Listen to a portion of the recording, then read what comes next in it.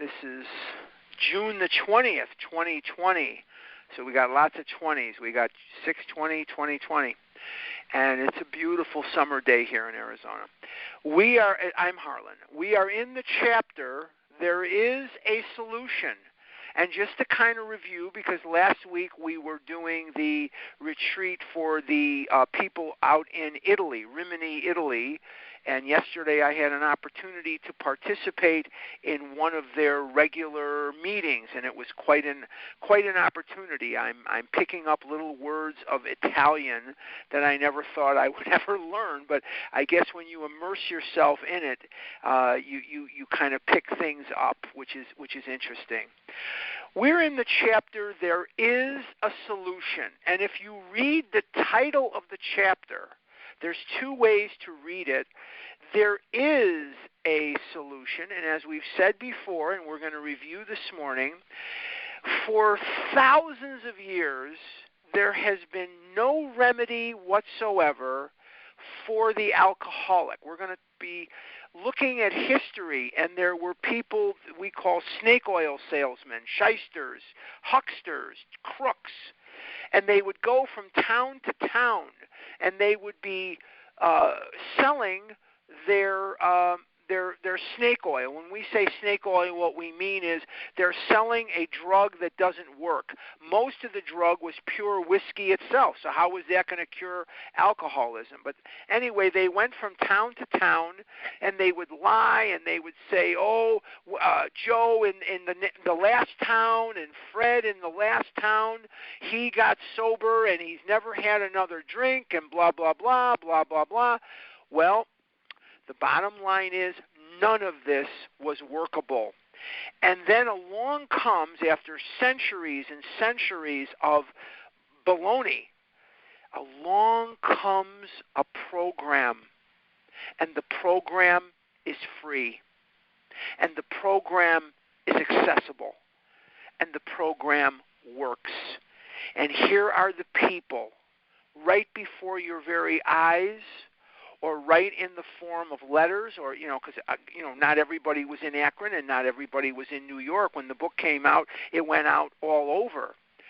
And there were people that were shouting the great news that this works, and it's free, and you don't have to buy anything, and you don't have to be who you don't want to be. It's God as you understand God. It's God as you believe him or her or it to be. And there's no requirement of religion. There's no requirement of belief in anything. You just have to be willing to believe. Willing to believe in what? Willing to believe that there is a power greater than yourself which will restore you to sanity. And we've talked about this before, but we're going to talk about it a little bit again today. If the second step, and we're talking really more about the first step, if the second step had been came to believe that a power greater than myself could restore me to abstinence or restore me to sobriety, there would have been a much lower ceiling on the program. But when it says came to believe that there's a power greater than myself that could restore me to sanity, sanity is much more open-ended. Sanity is much more protracted. It's much more widespread. So there is a solution. Now, I'm going to talk for just a minute here about me. The reason I don't want to include any of you in this is maybe for you there are other methods which work for you. That is fine, and I'm not denigrating that. I'm not here to be your judge and jury. But when I read the title of this chapter, and the title of the chapter is There is a Solution, for me, that means I'm emancipated from one of the duties in life that is most difficult for me. And what is that duty in life that is most difficult for me? That duty is making decisions. I always had a hard time making a decision about anything. That's why when I find something that works, I kind of stick to it. I kind of gravitate toward it because I'm not one of those out-of-the-box thinkers. I wish I was at times. I wish I was the sort of fella that found it very easy to kind of think out of the box. I'm not that guy. So there is a solution, makes it very easy for me. I don't have to ask around, say, of the A, B, C, and D method of recovery in Overeaters Anonymous, which one should I choose? I remember I'm 66 years old. About a year ago, or a little more than a year ago, I had to make some decisions regarding my health care because I was going on a government health Medicare. I was going on something that I had to make choices on my supplements. And boy, I had a hard time with that because one person tells you this and the next person tells you the polar opposite of that, and then the next person tells you something incredibly and undeniably different from the first two. So what's a fella to do? What's a fella to do? So I sat down and I made a decision. It turned out to be the right one, and I had a little help from one friend of mine. I listened to this person, and he helped me, and it was a really, really good decision. But when it says there is a solution that emancipates me from that most unpleasant of tasks, which is making a decision, because I'm always going to be the type of guy that if I chose the blue pants, I'm going to be looking over my shoulder thinking I should have chosen the red pants. I should have chosen the brown pants. I should have chosen the white pants, whatever that may be. See, I can only mention white pants because it's between Memorial Day and Labor Day. Otherwise, I couldn't mention the white pants. It would be inappropriate, but I can now because it's June. So anyway, there is a solution, makes it much, much easier for me, and as we just covered, it is a solution that works. And we're talking in this chapter about the vital nature of the fellowship, and that fellowship is extremely important. Now, why is the fellowship so important? I want to make it very clear. A person cannot recover on fellowship alone. That is not going to happen. Believe me, I've tried it. But what's vital about the fellowship is they have a group of people that have what I want. And what is it that you have? What is it that you seem to have that I want so desperately? You have recovery from a seemingly hopeless state of mind and body. You are recovering from a hopeless state of mind and body, and you are released from your desire. You are released from your desire to eat compulsively, and you have been released happily if you've worked the steps. So if you've worked these steps, you are not only emancipated from your desire to eat, you're happy in your release. And I have to have a place where I can come and know that when I speak, you understand. When you speak, I understand. And the reason for this is we speak and we understand the language of the heart.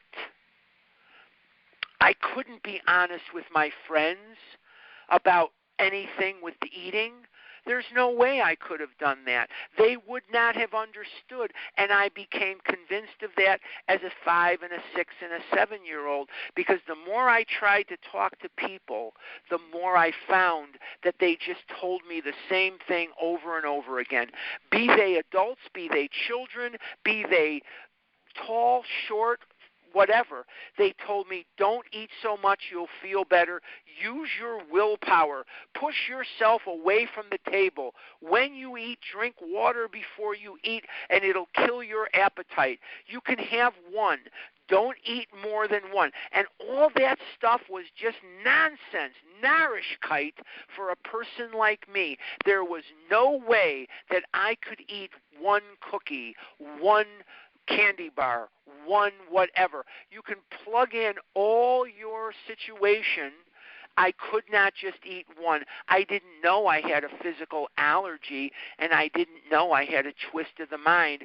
I just knew that I loved cookies. I just knew that I loved pizza or whatever. You could plug in whatever you want. And for me, I believed my entire life that these thoughts that I had around food, these behaviors that I had around food were secret and unique unto me.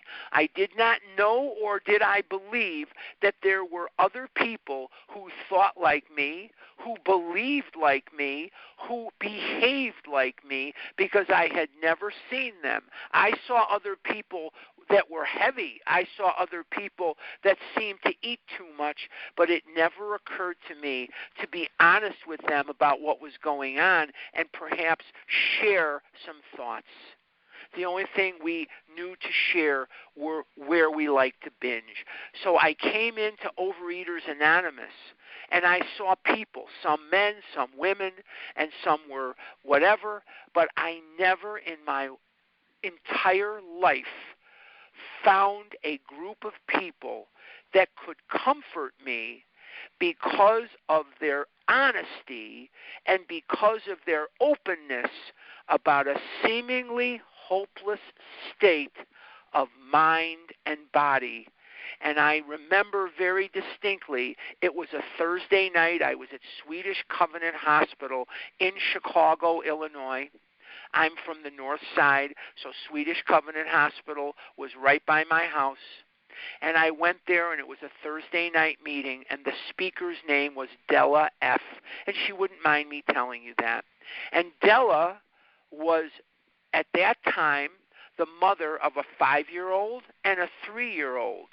And she was a Roman Catholic housewife. And she drove a Cadillac Sedan DeVille, a brand new Cadillac, and she used to park it in the area there near the hospital. And I used to think to myself, man, if I just had a Cadillac like that, man, my life would just be fantastic. And she wore very nice clothes, and she was always very, very put together. Funny thing is, that 3-year-old and that 5-year-old today are both married with children older than that, and they're adults, and it's funny how time goes. But anyway, the speaker on that Thursday night was Della F., and she got up there, and she had the microphone, and there was probably 125, maybe 150 people in that room, because we used to get people in Chicago from the treatment centers. We had a lot of treatment centers, and in Chicago we had the Rader Institute. Dr. Rader wrote something in the Brown Book for Overeaters Anonymous, and we also had in Park Ridge, we had the Parkside Treatment Center, and they would come in buses, and there'd be buses outside the meetings, and they would come in with their hospital plastic on and stuff like that. And that's one of the big reasons that OA is so much smaller today, is the insurance companies pulled the funding on the treatment centers. But that's an outside issue. I'm just mentioning it for the sake of the history in case you're wondering. And the speaker was Della, and Della got up and she said, I'm a housewife and blah, blah, blah. And I said to myself in my egotistical way, what the hell does this person have in common with me? She doesn't work, and she talked about buying the same Halloween candy 3 and 4 times. And she talked about hiding food in the dirty laundry in her home so that only she knew where it was. And she talked about the fears that she had around money because she didn't work, but her husband did. And she didn't know what would happen if he found out that she was spending money to buy the same Halloween candy or the same ingredients for cakes or pies or the same food 3 and 4 and 5 times. And she talked about baking a pie for someone's birthday. and going down at 2 o'clock in the morning and eating the entire pie and having to bake yet another pie and running up more bills at the grocery store and paying for the same ingredients 2 times, 3 times, whatever it was. And for the very first time in my life on that freezing cold Thursday night, a bridge started construction. And the bridge went from my brain, my ego, to the other people in the room. And little by little, what happened was, as I grew in program and shrank physically, my ego was reduced to the point where I could let some of this information in, and that they didn't have to be 500 pounds, or they didn't have to be what I thought they should be. I could listen to them, I could be informed by them, and I could be comforted by them, because it gave me the knowledge that I'm not alone. And the knowledge that I'm not alone is one of the great comforting pieces of information, the great hammock, if you will. The reason I use the word hammock is because I love the imagery of a summer day laying in a hammock, maybe reading a book, hopefully by Bill Wilson or something about him, something like that. And it's a summer day, and I've got a nice cold pitcher of ice water next to me, and I'm just relaxing, and that's how the fellowship feels to me, and that is just a place where I can be myself and I can be honest. And that Thursday night at Swedish Covenant Hospital, that bridge that started construction, little by little became a 4-lane highway. And today, I may not know you.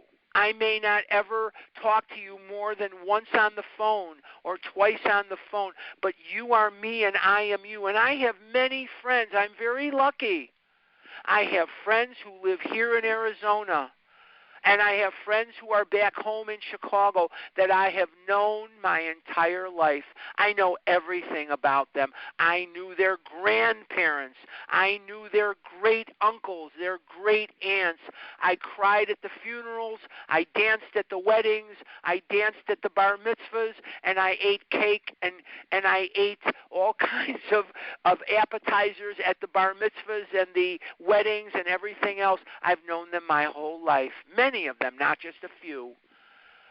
But you know me better than they ever will, because it would be impossible for me to explain to them, although I've tried 1,000,000 times, I've tried to explain to them why I take the phone calls, why I make the phone calls, why I go to meetings, and why I have to still be vigilant and work my steps. They just don't understand. They never will, and that's okay. I can love them. And no matter how well or how unfamiliar, how well I know you or how well I don't know you, you and I, be you male, be you female, be you black, be you white, be you green, be you yellow, be you straight, be you homosexual, doesn't matter. It doesn't matter. We are one.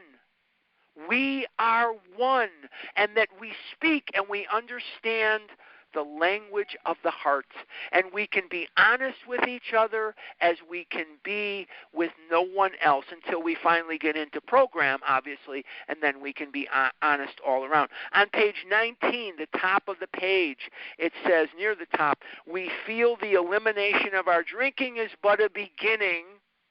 A much more important demonstration of our principles. What are the principles? The principles are the steps. Today you hear a lot of things about, well, the principle of this step is this, and that's not the original intent. That's not something Bill Wilson would be familiar with.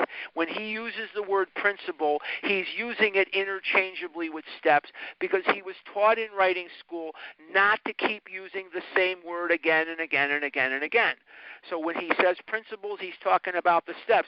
What is he saying? Lies before us in our respective homes, occupations, and affairs. What's he saying? He's saying we're going to practice these principles, the steps, in all of our affairs. Does that sound familiar? Because it should.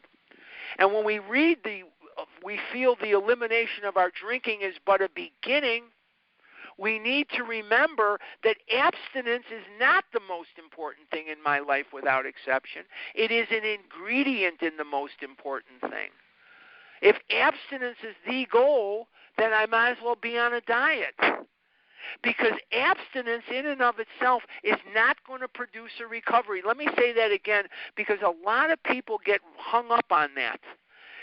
Being abstinent alone is not going to produce a recovery. It will produce a weight loss, but it will make me nuts because it's not going to deal with my anger. It's going to make it worse.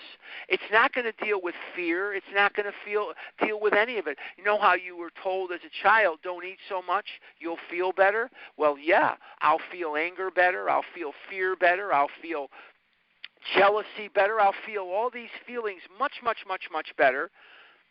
And as these feelings burst to the surface inside my soul, the eating will become a step up from where I am.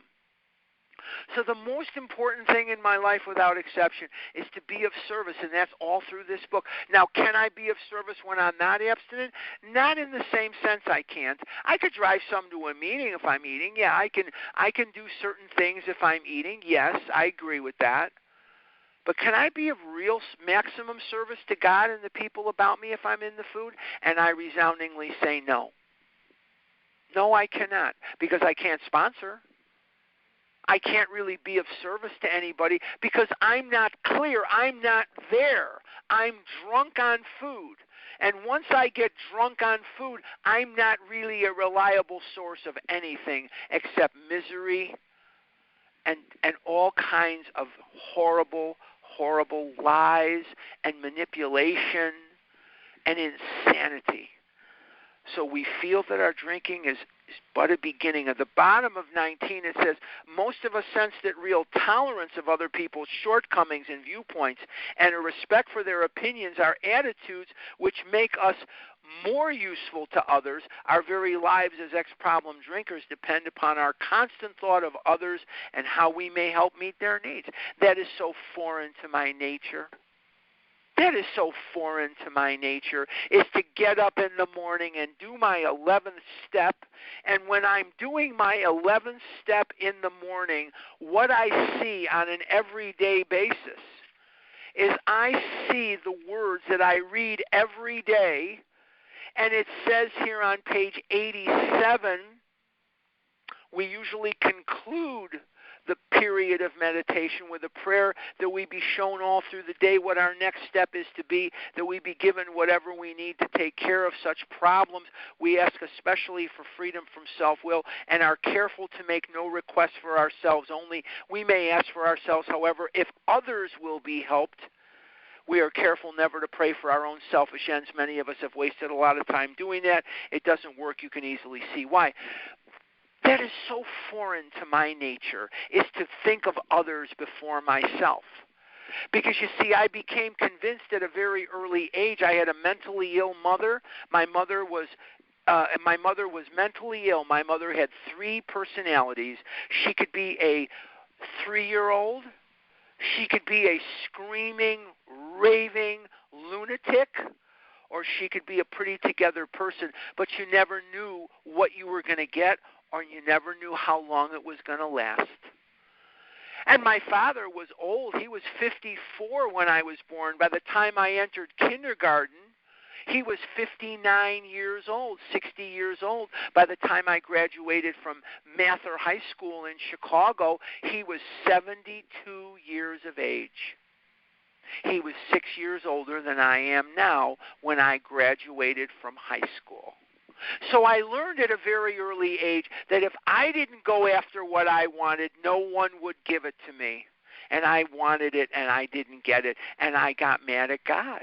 And I got mad at the world. And I became a jealous, petulant child. And the only thing that gave me solace, the only thing that gave me peace was food.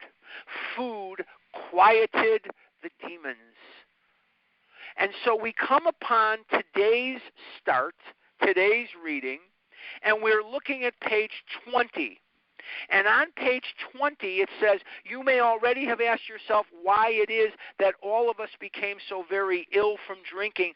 Doubtless you are curious to discover how and why, in the face of expert opinion to the contrary, we have recovered from a hopeless condition of mind and body. Now, I have a very good friend who lives in Tulsa, Oklahoma, and he and I are good friends, and he brought some statistics to me a few years ago that I found shocking.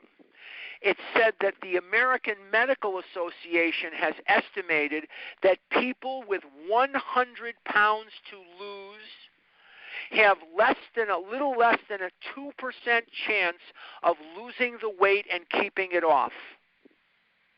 If you have 200 pounds to lose, the recovery rate is so infinitesimally small that the statistical analysis does not bear out a number that can measure the success rate. So they estimate the success rate at 0.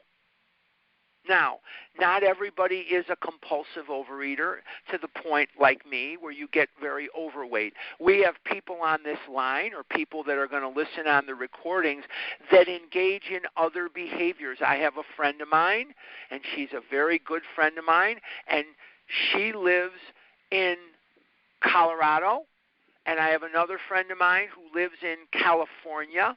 And these are beautiful, beautiful. They look like movie stars. If you see them, they look like movie stars. You'd never know in a million years, right, that there's a problem. And they are anorexic. They get a high from starving themselves. They get a high from not eating. They get that, what Dr. Silkworth calls, they get that effect. What is the effect? The effect is the sense of ease and comfort that comes instantly by not eating in their case, by starving yourself. They get a high from that. They also engage in bulimia. One of my friends is an exercise bulimic. She will go and run and bike and go to the gym for 5 and 6 and 7 and 8 hours to burn off the food that she just ate. And that means that she had all kinds of skeletal and muscular problems and all kinds of problems with joints and all kinds of pain in her life because of her exercise bulimia. Are they the same? Yes, they are. So the statistical analysis for people that engage in those behaviors is also very small. And I have another friend, I've said this, the behavior is they vomit their food. They regurgitate, deliberately so, they regurgitate up their food.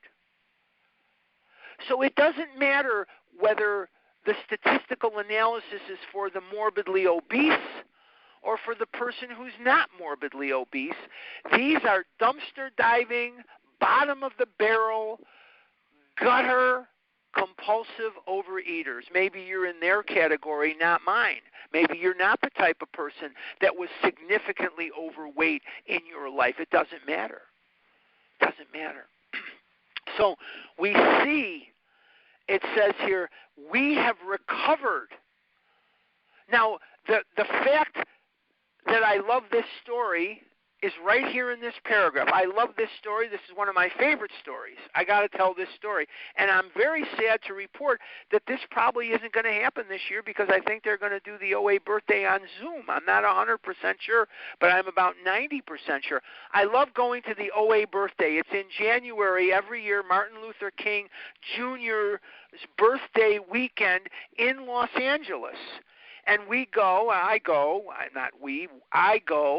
and every year there are people, and one of them is one of the people that I just got done telling you about. They love to go to the ocean, and they go out there and they do their 11-step prayer and meditation at the Pacific Ocean. And they come back around 7 in the morning, and they clap their hands in the lobby of the hotel, and they say, What a miracle. What a miracle. The sun came up and it was beautiful. I'm not doubting that it was beautiful. I'm not doubting any of that. But the real miracles are in that hotel, and they are some of them. The real miracle is that there are compulsive overeaters who are not eating compulsively, and bulimics that are not purging, and anorexics that are not starving. And because of the steps, and because of a program called Overeaters Anonymous, found in a book called Alcoholics Anonymous, they are not doing those things against statistical odds, and they are happy in their release. That's the miracle. I'm not denigrating the sunrise over the Pacific Ocean. I don't know if it compares to the sunrise over Lake Michigan. I'm not sure. But what I can tell you with certainty is the greatest miracle that I've ever seen. And I've seen a lot of them. I saw the Cubs win the World Series, and I've seen a lot of. I saw my daughter being born. I cut the umbilical cord. They handed me a scissors. I cut the umbilical cord when my daughter was born. I've seen a lot of miracles in my life, but the greatest miracle I've ever seen is a person who was given up for dead, who is still alive and thriving, and passing this information to the new person. That is the miracle. And it says here, if you are an alcoholic who wants to get over it, you may already be asking, what do I have to do? It is the purpose of this book to answer such questions specifically. Now, let's take a look at that sentence. It is the purpose of this book to answer such questions specifically. Now, I want you, if you want to, I'm not going to force you, I want you to go to page 45. And on page 45 of the Big Book of Alcoholics Anonymous, it says in the middle of the page, well, that's exactly what this book is about. I'm on the second paragraph of 45. Its main object is to enable you to find a power, capitalized, he's talking about God, greater than yourself, which will solve your problem, singular. That means they say that the purpose, the main object of this book is to help me find a power, enable me to find a power that will solve my problem. Is that consistent with it is the purpose of this book to answer such questions specifically? Remember that the book was written by people who were convinced that only a spiritual awakening or spiritual experience would drive out the compulsion to drink. Is this consistent? Yes, it is. Now, in the foreword to the first edition, forward to the very first edition, and I'm looking now, if you have a fourth edition, I'm looking at XIII. In the fourth edition, this would be on XIII. It says in the middle of the first paragraph, it says to show other alcoholics precisely how we have recovered is the main purpose of this book. So 3 times, you can go back to page 20 now, 3 times in the book will tell you what its purpose is. The purpose of the book is to pass to you these steps, specifically how to work them, when to work them, what to do, what happens if you don't, and what happens if you do. In each step there is warnings, promises, prayer. Warnings, promises, and prayer. So you have a book that is designed to show you what we've done and to answer questions, and the main object of this book is to enable me to find a power greater than myself which will solve my problem. Are they consistent? You bet they are. You bet they are. So this is very important information. Now, before we leave this subject of why the book is written, I also want to impress upon anyone listening that is a sponsor that it is inherent in the duties of a sponsor to impress upon the sponsee that if that is the main object of this book, that damn well better be the main object of my life. What is the main object of my life? The main object of my life is to help me find a power greater than myself, which will enable me excuse me. The main object of this book is to help you find a power greater than yourself, which will help you solve. Which will, sorry, I don't know what's wrong with me. Anyway, sorry. The main object is to enable you to find a power greater than yourself, which will solve your problem. That better be the main object of my life. Because any main object of my life is going to fall short. I want to make it so that if this is the main object of the book, it's the main object of everything that I do. It's very important that we impress this. So many sponsors today, and I don't want to be overly critical. I'm not diminishing step one. I'm not saying that step one is not important.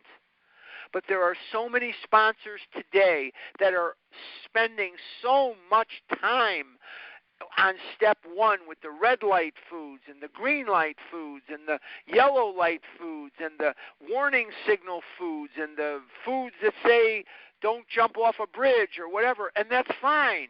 We have to spend time on this too, but we have to do it quickly. It doesn't have to take a long period of time, and the best way to teach it is to keep teaching it to others and others and others and others. If you don't teach it incessantly, you will not retain the information. It just isn't going to happen. And the purest form of teaching is repetition. Purest form of teaching is in repetition.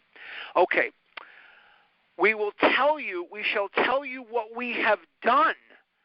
In other words, I'm not going to tell you what to do. I'm going to tell you what we have done. Notice it's in the past tense. And this is the influence of the noted psychiatrist Dr. Howard up in New Jersey. And through Hank Parkhurst, Dr. Howard got a copy of one of the chapters. Actually, the chapter wasn't even finished yet. It was in mimeograph form. You could probably get, you could get $50,000 for something like that today, for God's sakes. You get $50,000-$60,000 for something like that if you had a mimeograph copy. But anyway, Dr. Howard got a hold of it, and he went to Bill Wilson, and he said, look, you could do what you want. It's your book. It's not my book, but I'm just going to share something with you. He says, write the book in the declarative, not the imperative. What's the difference between the declarative and the imperative? In the imperative, if you want a good example of the imperative, chapter 7 is in the imperative, and some of chapter 8 is in the imperative too, as 9 and 10. But instead of saying, do this, do that, don't do this, don't do that, which alcoholics are not going to respond to. We are immature, sensitive rebels. Immature, sensitive rebels. You tell a compulsive overeater or an alcoholic to go east, they're going to go west, north, or south. They're not going to go east. For some reason, in our egotistical zeal to show how smart we are, you give us the right answer, and we got to try every wrong answer imaginable before we'll come back and do the right answer. That's just part of our mishigas. That's just part of our craziness, isn't it? We've tried every damn wrong answer imaginable, haven't we? The diets and the surgeries and the hypnotism and getting your jaws wired shut and having the urine of pregnant women shot up your butt and all this other. I mean, it's just crazy, meshuggah. How many things we've tried? And the answer was here all along. But it's very important that we note how brilliant this is, how God-given brilliant this is, that Dr. Howard, is it odd or is it God, that he went to Bill and said, write it in the declarative. The declarative, these are the steps we've taken. Notice that the steps are written in past tense. Notice that this is written, these are the things we've done. Why is that? Because they knew that the alcoholic mind, don't kid yourself, even though we're compulsive overeaters, we have alcoholic minds. We have the same mind as an alcoholic, okay? The alcoholic mind is an immature, sensitive rebel, and they have to give us examples of what others have done, or they're not going to get our attention. So this is key, and I don't mind spending time on one sentence. And those of you who have attended this before know we go very slow here, and I'm going to go slow here because I want to point out the importance of that sentence. We shall tell you what we have done. In your mind, try this on for size. Go in the dressing room and try this on for size. If they said, we shall tell you what to do. Try that on for size in your mind. We shall tell you what you must do, or we shall tell, however you like to phrase it. We shall tell you what you have to do. Right then and there, most of us are going to walk out. But when they say, we shall tell you what we have done, now we can watch the rest of the procedure because nobody is telling us what to do. All they're doing is showing us. They're demonstrate. What does it mean to demonstrate? It means to show by example. What did St. Francis say? I love St. I'm a Jewish boy, but I love St. Francis, who is a Jesuit priest. I pray his prayer every morning for part of my step 11 is the St. Francis prayer. I love that prayer, and I figure if it was good enough for Bill Wilson, damn it, it's good enough for me. St. Francis said, preach the gospel, and if you must, use words. So we shall tell you what we have done. Very key. Very key. Before going into a detailed discussion, it may be well to summarize some points as we see them. How many times people have said to us, I can take it or leave it alone. Why can't he? Why don't you drink like a gentleman or quit? That fellow can't handle his liquor. Why don't you try beer and wine? Lay off the hard stuff. His willpower must be weak. He could stop if he wanted to. She's such a sweet girl. I should think he'd stop for her sake. The doctor told him that if he ever drank again, it would kill him. And there he is, all lit up again. You look at these sentences, and if you're me, you see your life. Well-intentioned people, some with MD at the end of their name, some with PhD at the end of their name, some with MD, PhD at the end of their name, some with all kinds of letters at the end of their name, would say to me, don't eat so much, you'll feel better. Just eat half. Drink water before you eat. Then you won't be as hungry. Put a picture of something on the refrigerator that you really, really want, and every time you go to the refrigerator, you'll think not to eat. Why don't you think of food as poison? Why don't you, in your mind, draw a picture of a skull and crossbones and put it over where it says Twinkies, or put it over where it says Kit Kat, or whatever that may be? Now, we're laughing. I can hear some of you laughing, even though the lines are muted. That's funny to us because it's stupid. What it shows isn't, maybe stupid isn't the right word. It's ignorant. It's ignorant. It shows that the person saying it has no concept at all whatsoever as to why we do the things we do, and the mind is looking for the effect, and the mind is looking for solace because of the buildup of emotion. And we have a lack of power as to know how to deal with it. Lack of power was our dilemma. We're in pain, and eating became a step up from where we were. And we ate the food in search of relief from the untenable, unbearable, searing, seething, unrelenting pain of not eating. And the pain of not eating is too much to bear, so we ate the food in search of relief.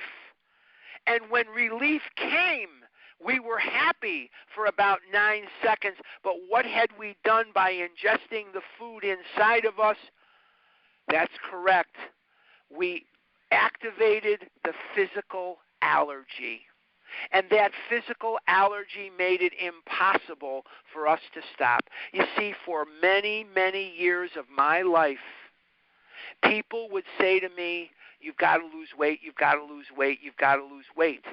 And they'd say, don't eat so much food. And I started to believe at a very early age that food and weight were the problem. And the way to attack this is to eat less food.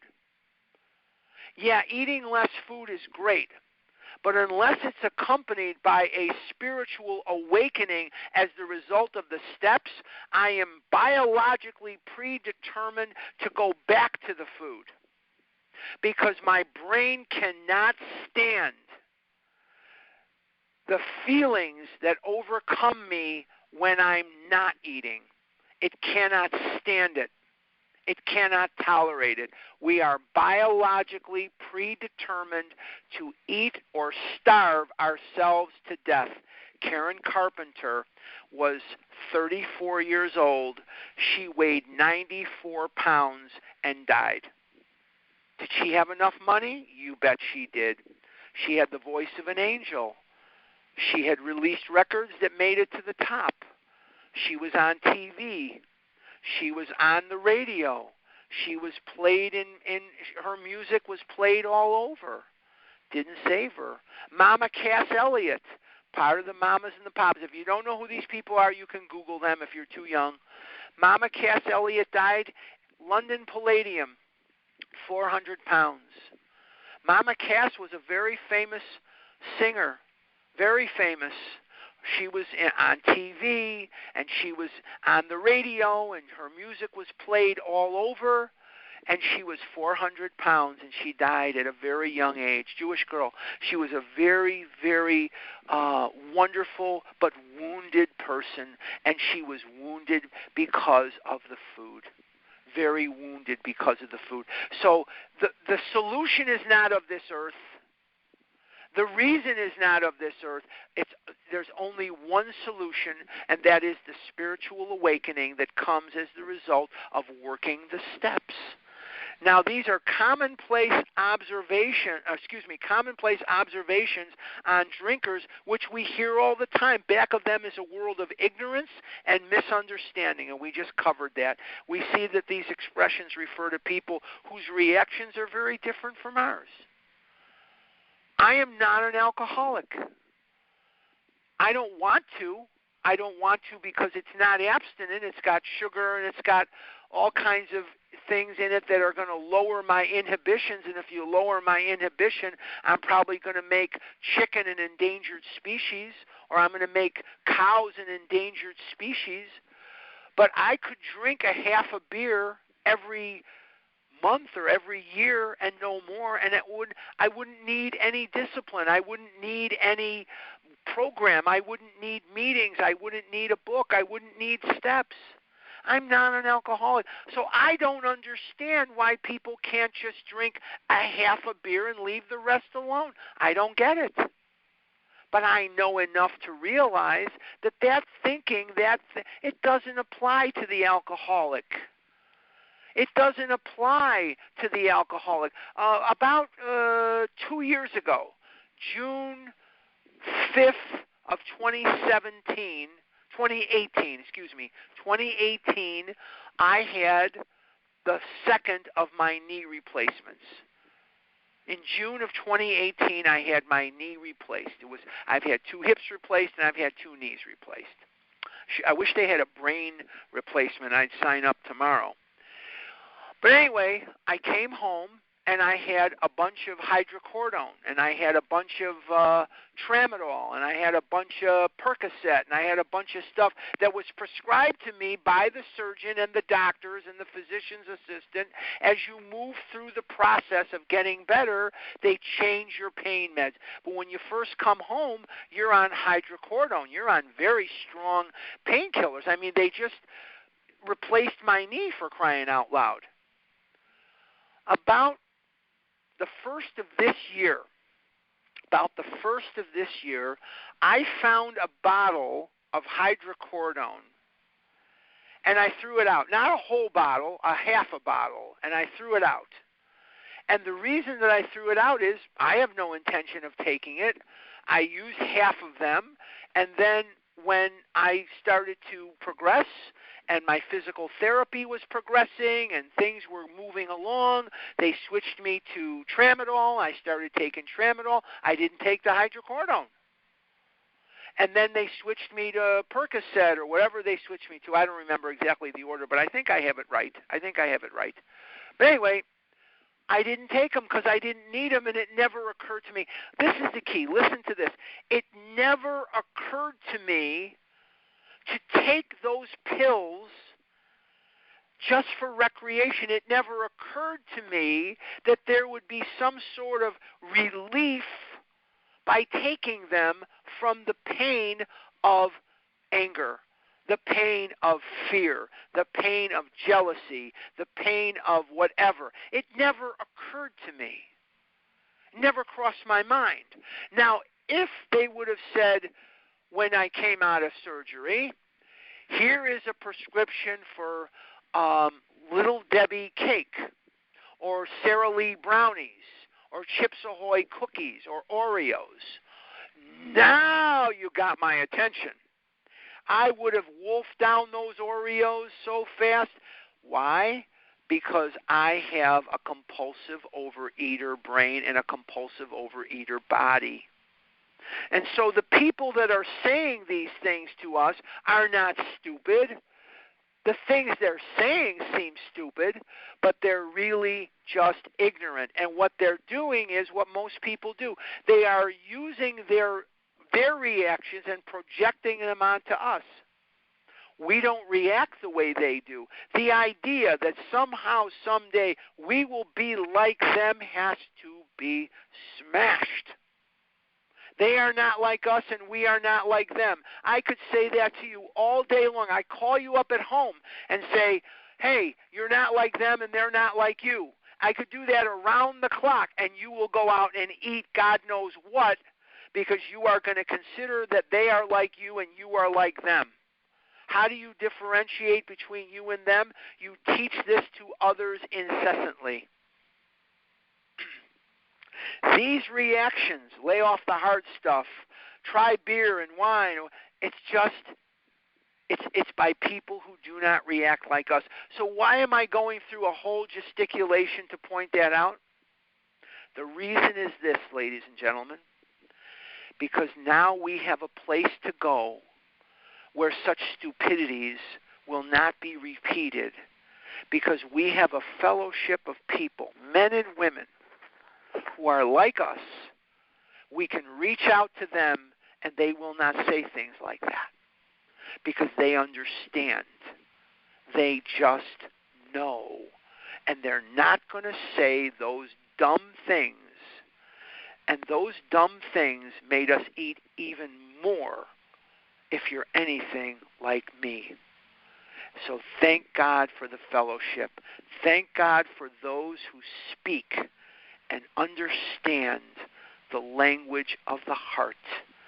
For you are truly God's miracles and God's messengers of comfort to people like me who have suffered the humiliation, the degradation, and the wasted decades of my life, and that I've known loneliness as few do, and I've known degradation as few do, and I have been dragged through the muck of this disease, and you were there to comfort me.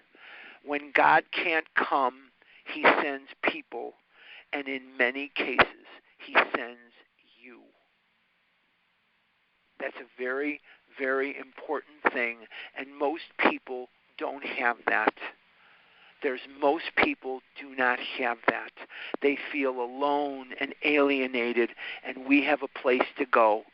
Certainly, there are responsibilities that we have, and the responsibility that we have is to be that outstretched hand of Overeaters Anonymous who urgently seek this program.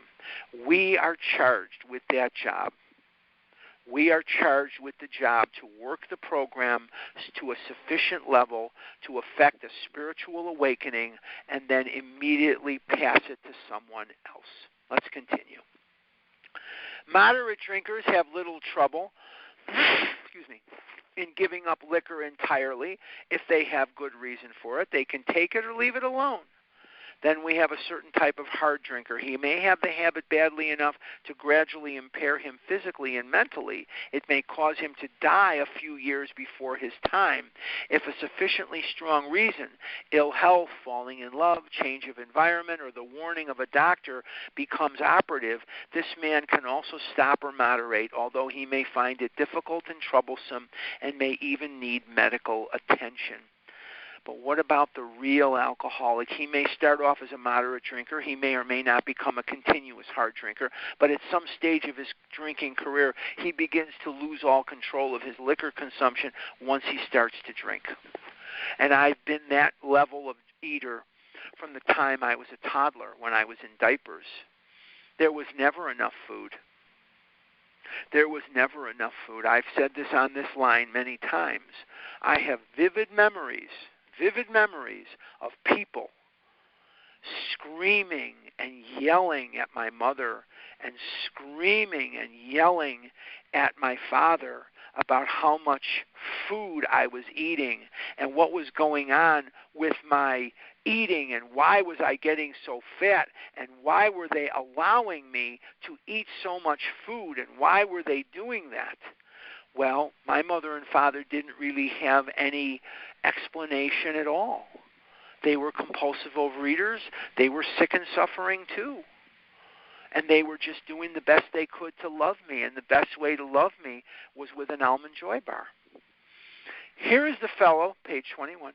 Here is the fellow who has been puzzling you, especially in his lack of control. He does absurd, incredible, tragic things while drinking. He is a real Dr. Jekyll and Mr. Hyde. He is seldom mildly intoxicated. He is always more or less insanely drunk. His disposition while drinking resembles his normal nature but little. He may be one of the finest fellows in the world, yet let him drink for a day, and he frequently becomes disgustingly and even dangerously antisocial. He has a positive genius for getting tight at exactly the wrong moment. Isn't that the truth? Particularly when some important decision must be made or engagement kept. Let's stop there and let's ponder this for just a minute, because I've given you a lot here in this paragraph. The first thing I want to point out is the absolute absurdity in our personalities, how different we are when we're under the spell of the food or under the spell of the strong desire to food and when we're not. So we have a person who's doing absurd, incredible, tragic things while eating, drinking, whatever that may be. It's just a shame that we do that to ourselves. Now let's also take another little part of this paragraph that is not really spoken about by sponsors. It's not spoken about in meetings, but I'm going to give you a little background on something that not a lot of sources are going to give you. Dr. Jekyll and Mr. Hyde was written by Robert Louis Stevenson. And Robert Louis Stevenson was an author of children's books. And he wrote a book about a man who drank a potion, drank a liquid. And when drinking this liquid, it made him into a womanizing monster. It made him into a womanizing, abusive monster. And when his wife found the original manuscript, or most of it, she found the manuscript of what he had been working on, she burned it. She threw it into the fire and asked her husband in a very angry tone, Robert, what on earth would possess you to write a book like this? And he honestly at the time didn't know where he got the idea. But let's scratch the surface and let's go into a little history here. Robert Louis Stevenson's father was an alcoholic. When he drank liquor, he beat his wife. When he drank liquor, he cheated on his wife. When he drank liquor, he became a monster. No wonder indeed that his son, Robert Louis Stevenson, wrote a book about a man who drank a potion and became a monster. Where did he get such an idea? By opening his eyes during his childhood and watching Dad get drunk and beat his wife.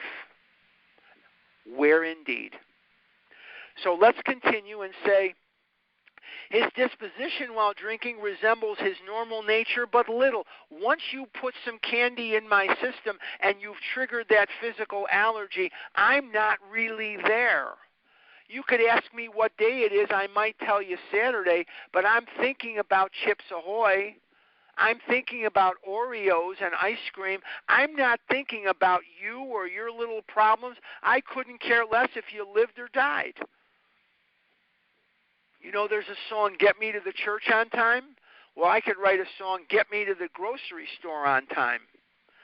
He may be one of the finest fellows in the world. Let him drink for a day. He frequently becomes disgustingly and even dangerously antisocial. He has a positive genius for getting tight drunk at exactly the wrong moment, particularly when some important decision must be made or engagement kept. Why is that?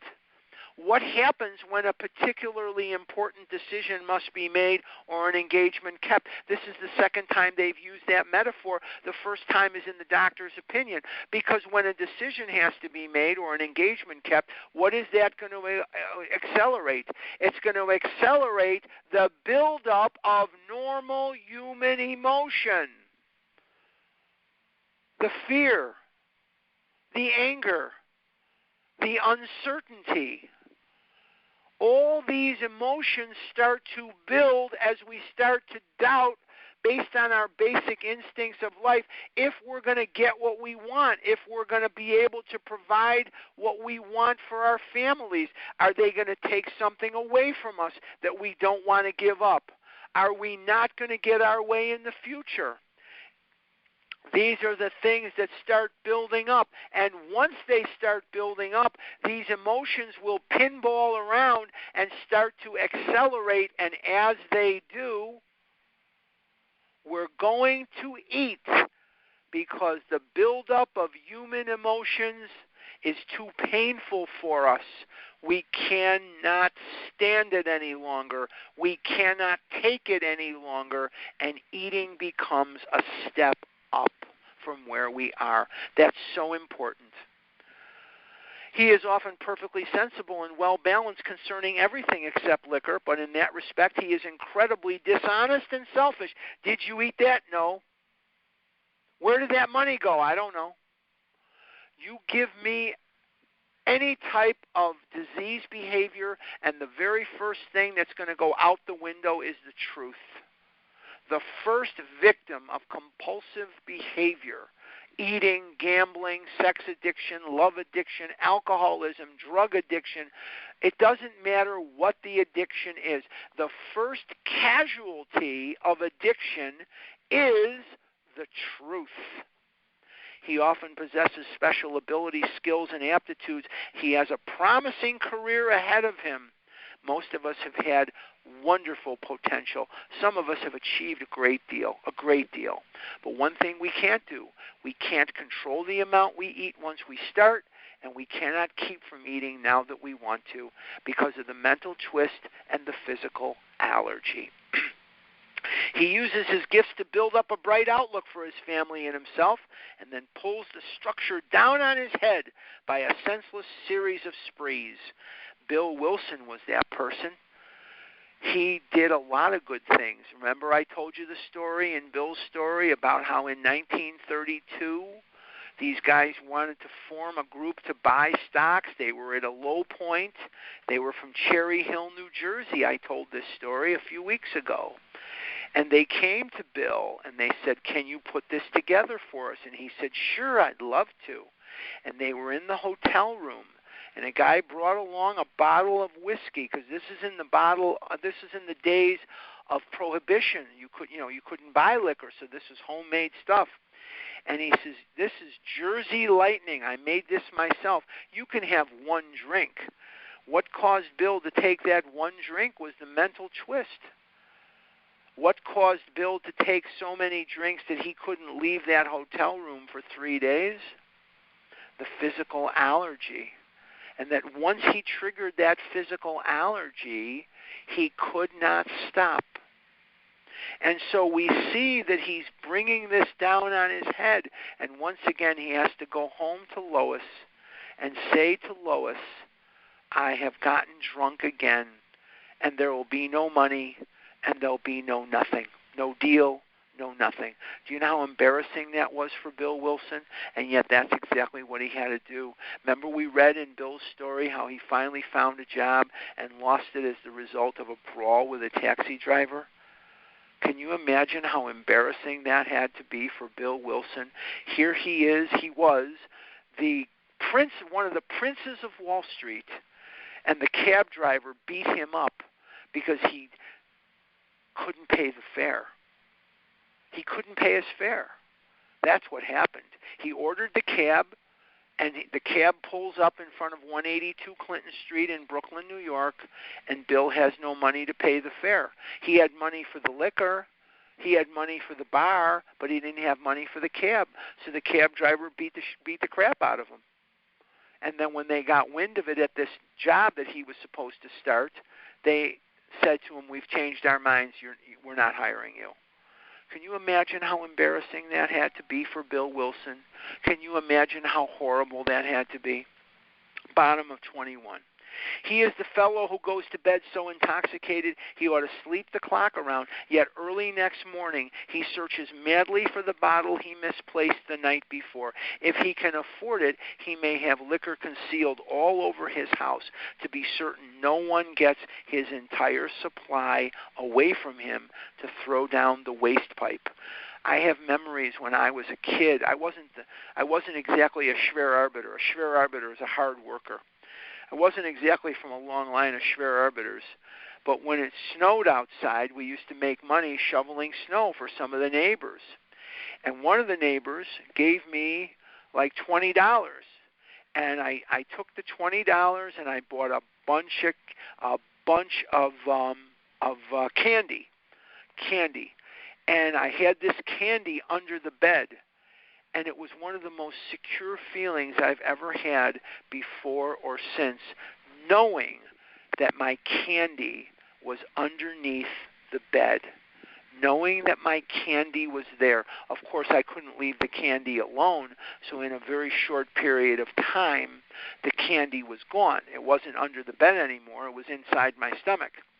But it really gave me a feeling of security and confidence, knowing that it was there. As matters grow worse, I'm on page 22, the top, he begins to use a combination of high-powered sedative and liquor to quiet his nerves so he can go to work. Then comes the day when he simply cannot make it and gets drunk all over again. Perhaps he goes to a doctor who gives him morphine or some sedative with which to taper off. Then he begins to appear at hospitals and sanitariums. And this is the spiral of the disease. This is when you say he's circling the drain. What does circling the drain mean? He's not functioning. He can't walk. He or she can't get out of a chair. Or they're so thin they look like they just got out of a concentration camp if they're the anorexic side, and they're getting worse and they're continuing the behavior. This is when we say he is circling the drain. And we want to try to get people into recovery before that. Can they get into recovery at that point? Yes, they can. Yes, there's always hope.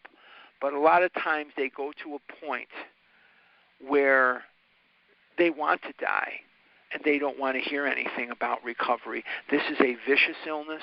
It doesn't care who it kills. It doesn't care what it takes from you. It doesn't care how it has to humiliate you or degrade you. This is a very vicious disease. And this disease does not have any rachmanis. What's rachmanis? Rachmanis is a Yiddish word for mercy. It has no rachmanis on you.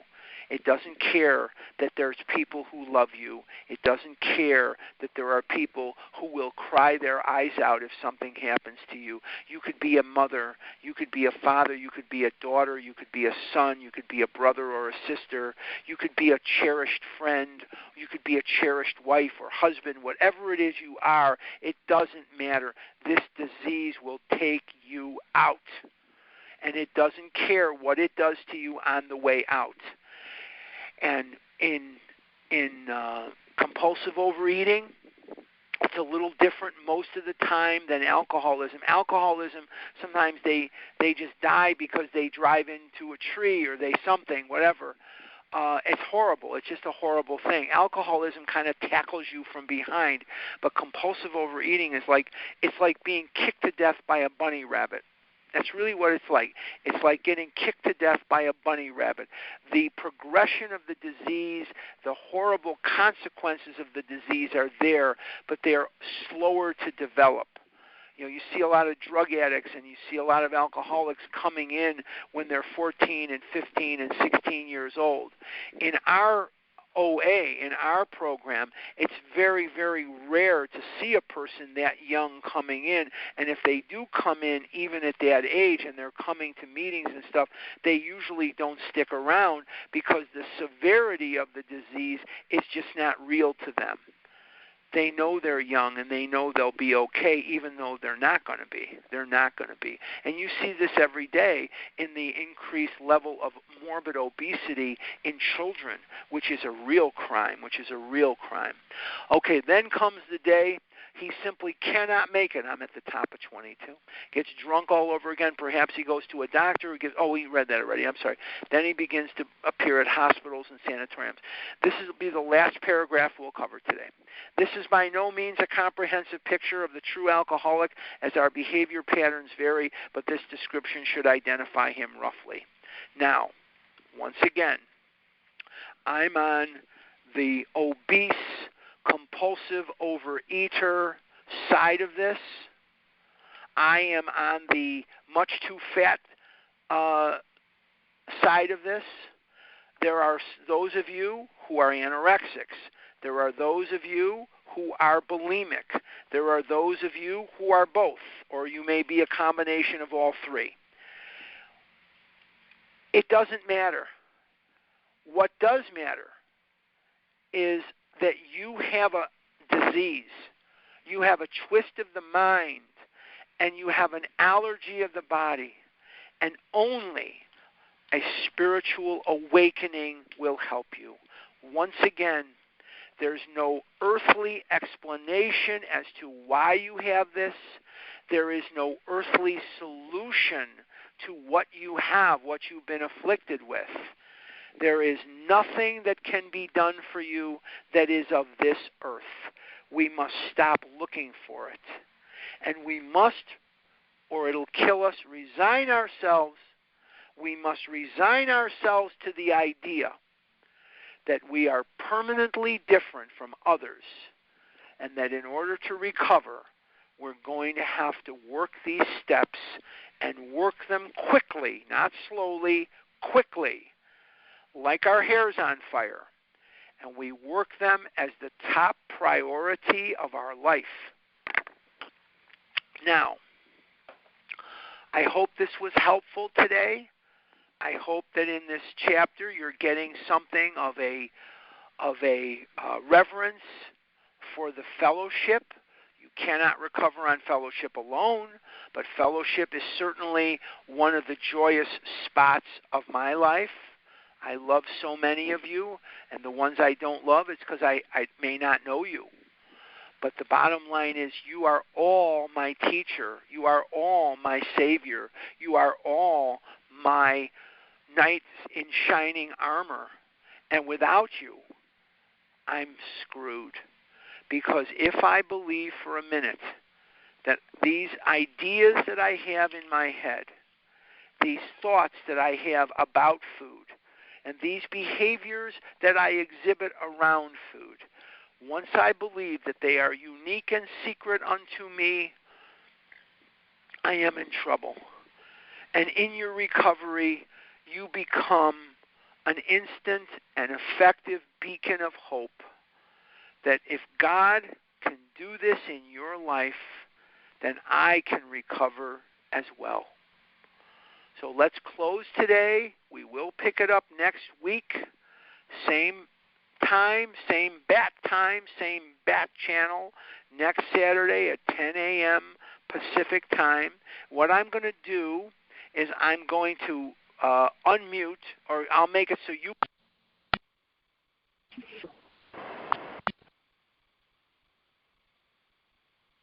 Okay, you can now unmute yourself.